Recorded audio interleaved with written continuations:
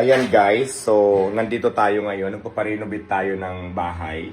So itong bahay na to, pinaparenovate ko para paglipat ko dito ay maayos. So ang dami-dami pang mga gagawin. Yung CR pinag-iba ko, tapos yung lababo ko, ito.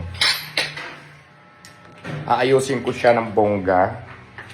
Tapos syempre hindi ko gusto kasi yung mga, ayan, yung second floor niya. So marami pang kalat. Kasi ang nangyari, bininta ko yung bahay ko at lilipat na ako dito sa bago kong bahay. Pero syempre bago ako lumipat, iparenovate muna natin. So inaayos pa nila. Siguro madali lang to i-renovate kasi hindi naman siya kalakihan. So ito siya. Pinapatanggal ko lahat para malinis. Pati ito tatanggalin ko to. Iakyat ko pa sa taas. So maganda naman siya. Ito tatanggalin ko pa rin to.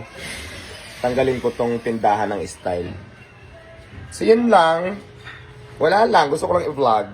Ganon.